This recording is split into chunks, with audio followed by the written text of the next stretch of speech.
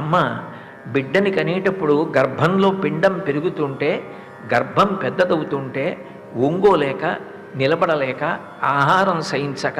వాంతులై చిట్ట చివర 9 నెలలు నిండిన తరువాత ప్రసవకాలం ఆసన్నమైతే ఒక శూలం మీద ఒక మనిషిని కూర్చోబెట్టినప్పుడు శూలం దిగుతుంటే ఎంత బాధ కలుగుతుందో అంత బాధ కలిగితే,